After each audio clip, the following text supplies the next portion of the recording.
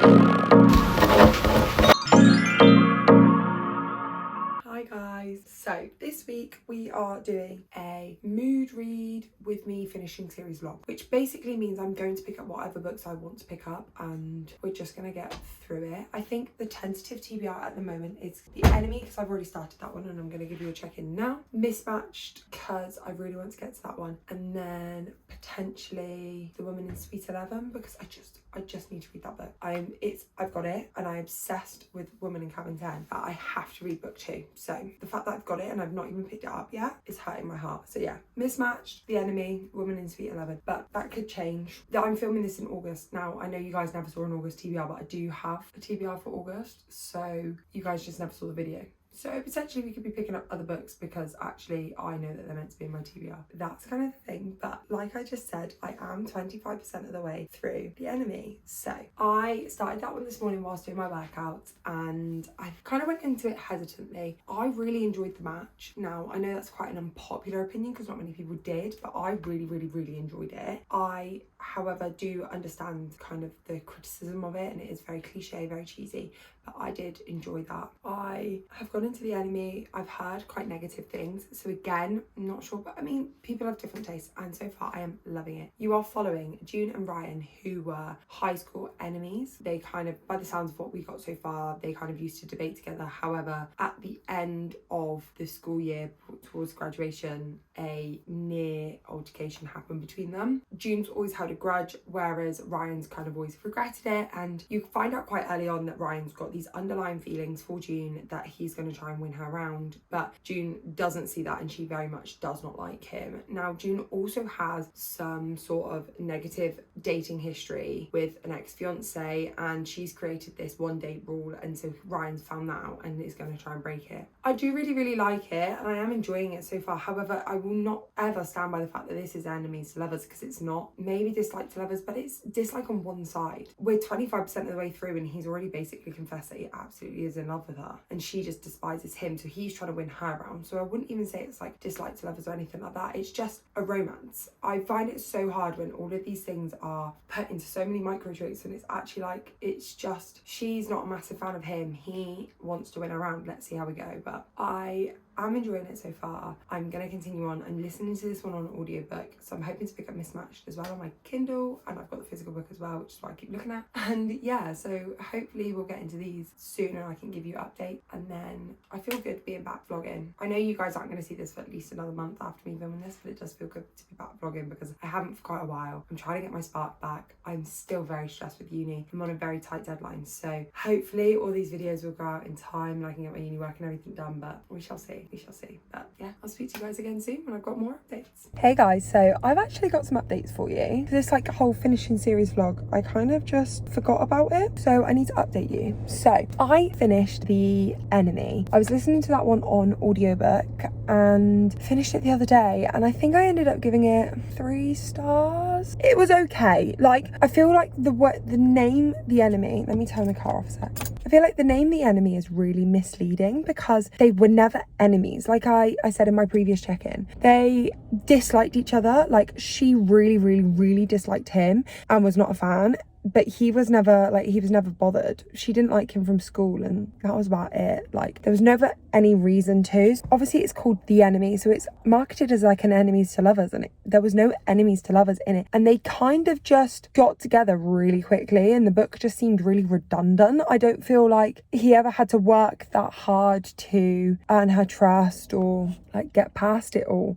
I feel like it was a very easy, plain sailing book. Now, don't get me wrong, it was a really nice, like, cozy read, easy listen, especially when I've been in a slump. Like, I've not had to think too much about it, but I will say it's marketed as enemies to lovers, and it is the least enemies to lovers book I've read. Like, I find it really hard with contemporary romance to be considered them as enemies to lovers, because in fantasy, yeah, you can have true, real enemies.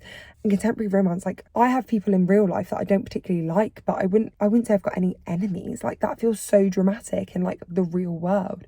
Yeah, I can completely understand in like politics or in fantasy, that is true. Like, it's true hate as such, it's true enemies. So not really a fan of the marketing of that, but I finished that one and that's another series ticked off. Okay, I also need to talk about book number 2 of the video. So I know we're in the same position because I actually like finished The Enemy and started this book pretty quickly. So I am reading Mismatched by E.G. Barnum. This is book 2 in the Water Few series, and in this book you are following the best friend from book 1, and he is in a fake dating relationship because there's been some scandals kind of shared about him and his dating life, and the lack of, it's more just like a hookup life. Scandals have been released, so he's gone home and he needs to turn it all around to keep his sponsors because he's a professional swimmer and he needs to turn it all around to keep his sponsors. And so he meets this girl while she's there.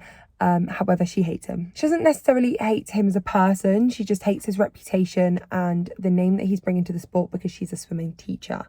And so this story, you're following Alison and Cooper and you're following kind of them fake dating, and obviously I'm sure by the end of it they're going to see past the differences. I'm currently 35% of the way through. I am really enjoying this book. I will say book 1, which was Empowered, follows Sebastian and Poppy, and book 1 was spicy, but it was done in such a good way. Like, I don't mind reading spice, but sometimes it needs to have the good tension build up, and that's what I felt book 1 really delivered. So I'm hoping book 2 is going to be the same.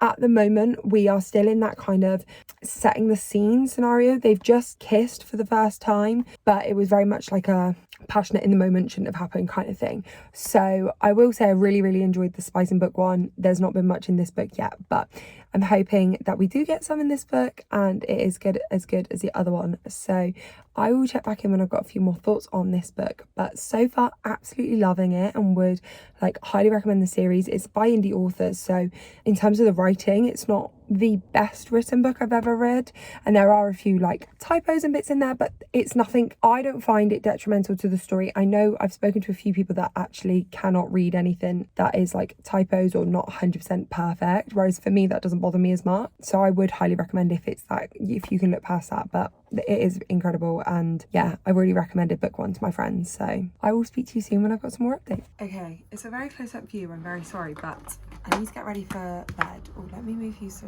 I'm more central. I need to get ready for bed, but I've also just finished Mismatched by E.G. Barnum. If I'm looking past the camera, it's because my mirror is right behind you, and so I need to make sure I've actually put the cream on my face.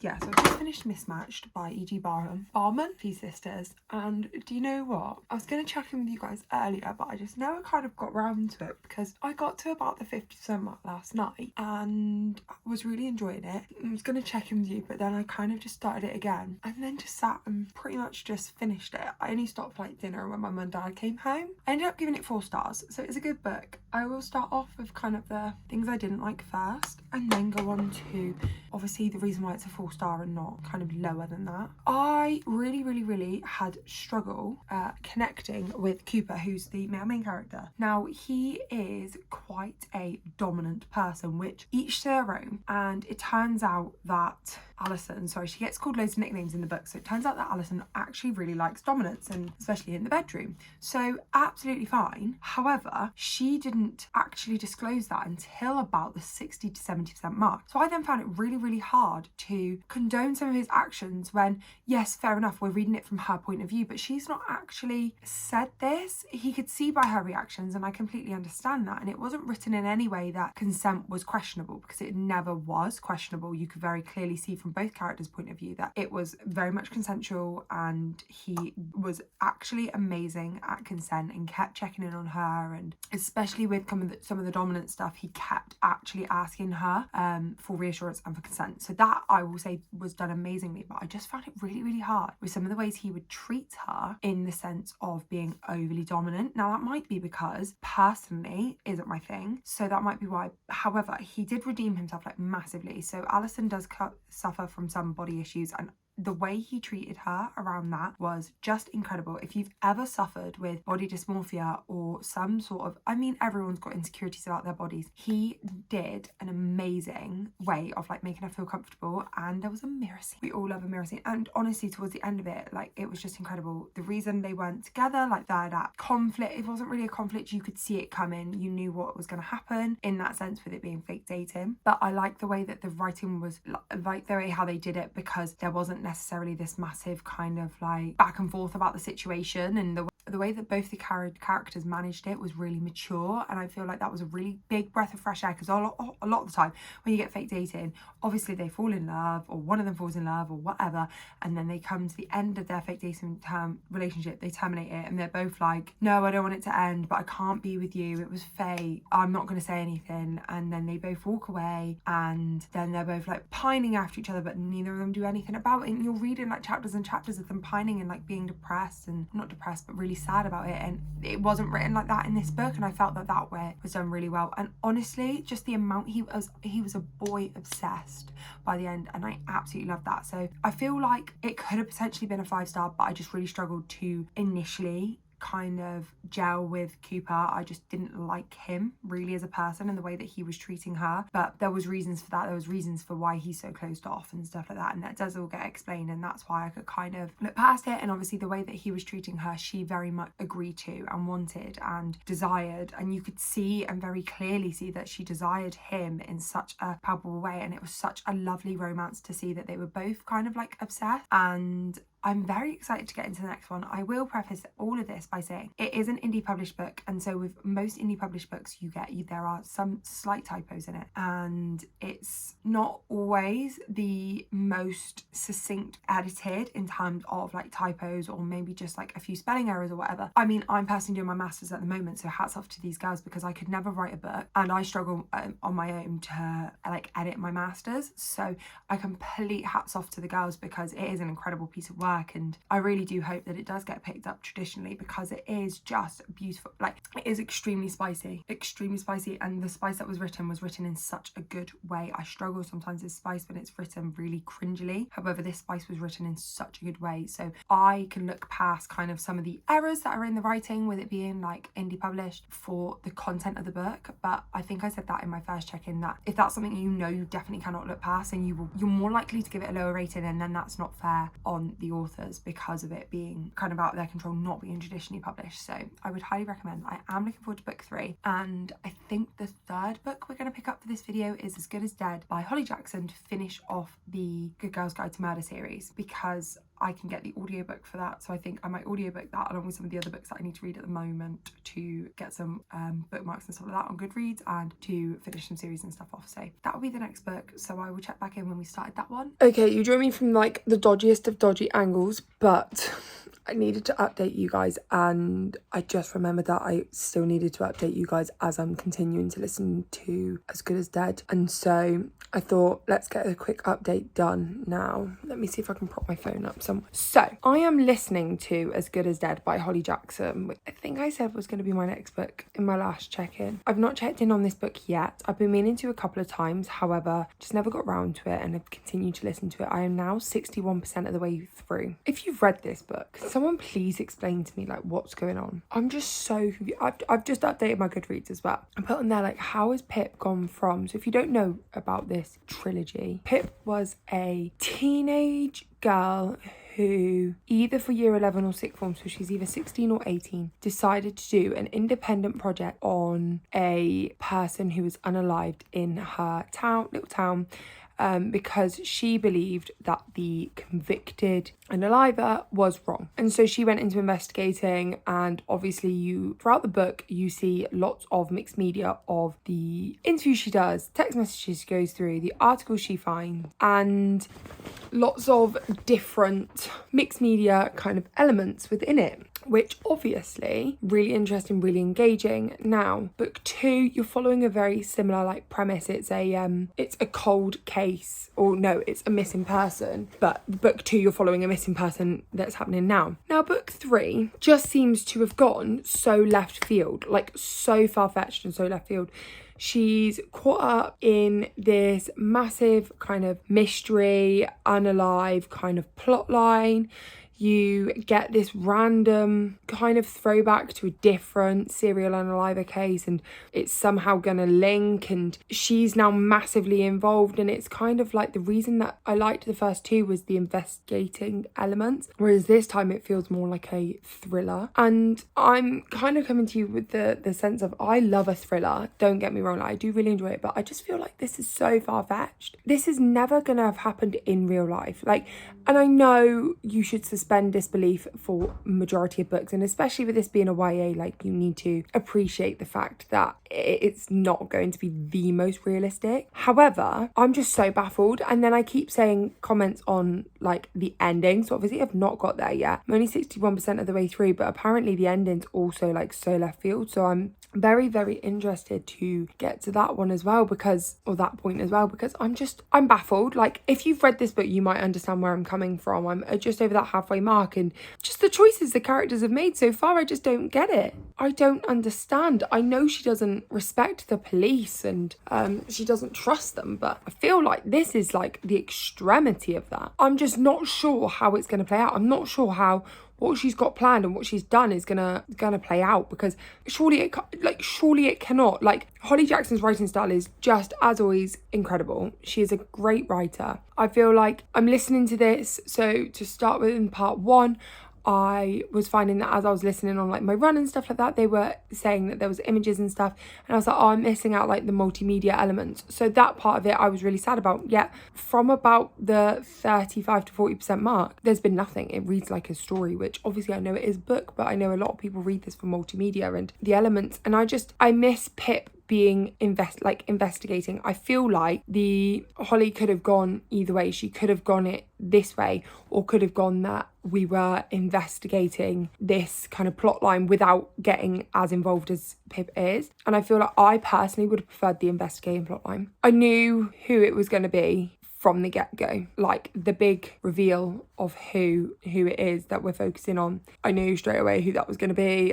Pip was focused on someone else, and I was like, well, it's not going to be them, it's going to be this person. And it was. But yeah, I will check back in maybe in a bit when I've read some more, or when I've finished. I'm just so confused. Please comment down below if you've read this book and like your views on it and what you guys thought, because I've seen on Goodreads as well, like a few people are enjoying the book, and I don't think it's a bad book. I just don't think it's what I wanted or expected, and I feel like it's just way too far-fetched for my personal liking. But yeah, comment down below if you guys have watched it or read it, because I just need to know like other people's opinions and whether you feel the same way. But I will check back in with you guys soon. I'm hoping you guys can hear me. If not, this clip won't be included. But I am listening to As Good as Dead on my walk, and I'm quite near the end. I'm on like chapter 45-ish, so I've got about 10 chapters left, and I've just got to the bit where they got to the police station for just some like understanding of what's going on and kind of Pip's knowledge on everything that's going on in the book. And obviously the big twist has happened, which I guessed because there's so many plot holes, and now I have a theory for the end, and if I'm right I will be fuming, because I just don't understand how this book can even be marketed to YA. Surely not. Like, surely we cannot be encouraging teenagers that this should be their mindset. Like, it's ridiculous. But I'm baffled. I'm listening to it and I'm angry about it, because it's just wrong. It shouldn't be this way at all. But I'm gonna go back. I'm on my walk now, so I should be able to finish it, but I think my phone might die, so we'll see. Fingers crossed I get to finish it on this walk.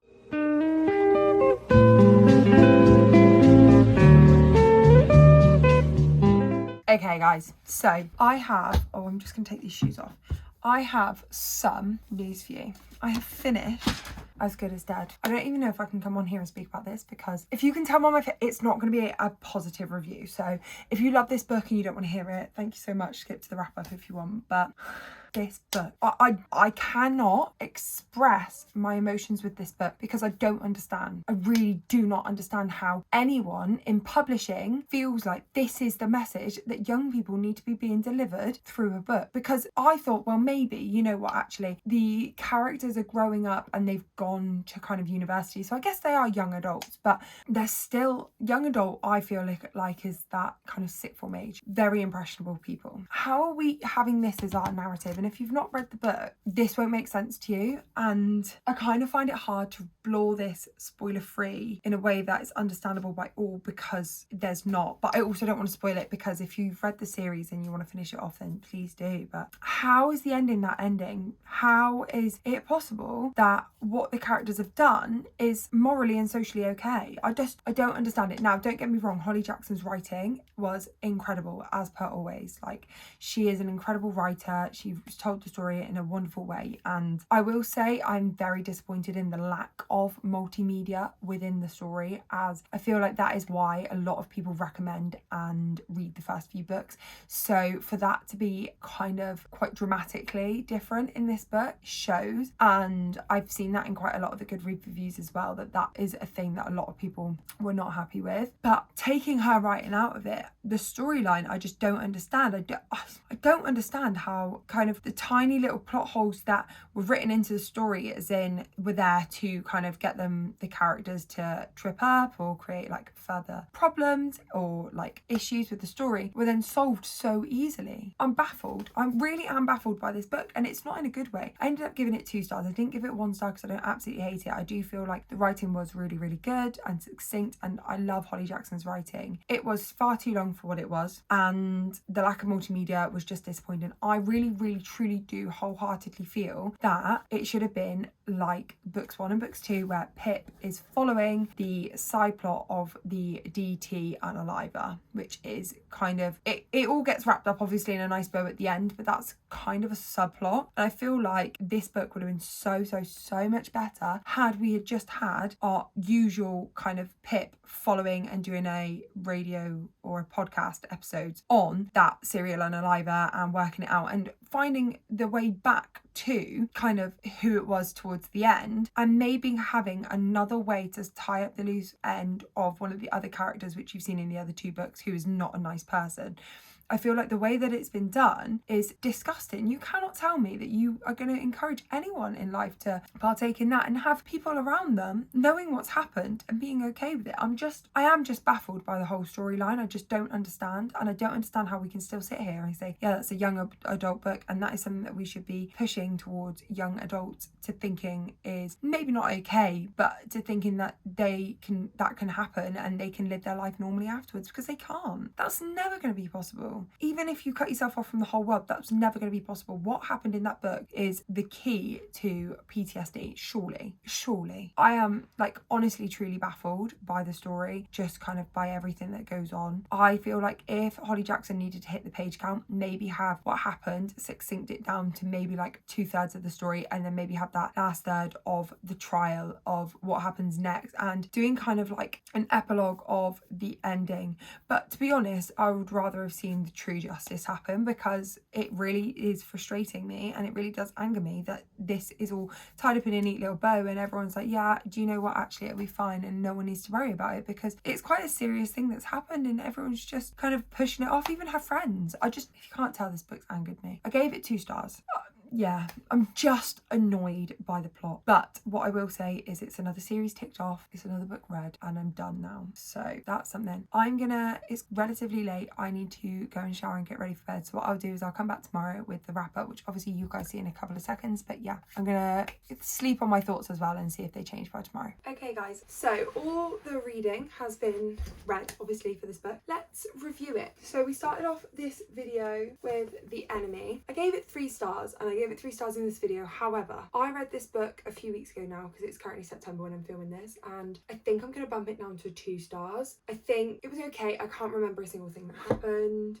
They weren't at all enemies, and yeah, it wasn't like anything special. I do feel like it's an easy, quick read, and for that I will give it its dues. But would I rush home and try and get everyone to read it? No. Do I feel like everyone should read it? No. 2 stars. It was okay. Like I say, quick, easy read. Like if you like cringy Sarah Adams writing, then definitely pick this one up, but it wasn't anything amazing. Then we've got Mismatched by E.G. Barnum. I gave this one 4 stars. I really enjoyed this one. The Cooper and Alison were just made a very interesting storyline, and kind of seeing anxiety through Alison's brain and how she received all the narratives. I will say I don't like some of the ways that Cooper handled situations, but it was a really good book, and for indie authors as well especially, it was just such an incredible story, and the way the story was written was incredible, and I'm very excited to pick up book 3 Pendant, hopefully so soon. So yeah, good book, really good book. And the last book we read in this video was obviously As Good as Dead by Holly Jackson. My thoughts are still standing. I gave it 2 stars. I'm on the fence about that 2-star rating. I do feel like it could potentially be knocked down to a 1 star. I still stand by the fact that why are we teaching young people nowadays that what happened in that book was okay and that we can get away with that situation, because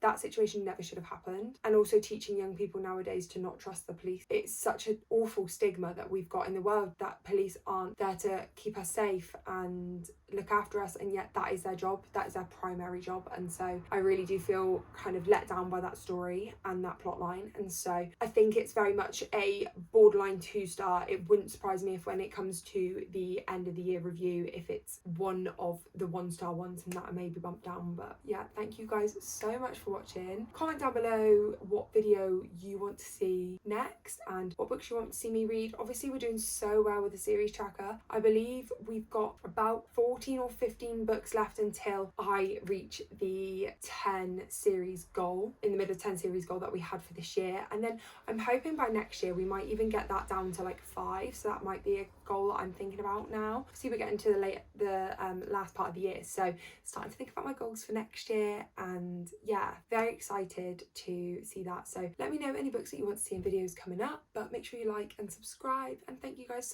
so much for watching, and I'll speak to you next time. Bye.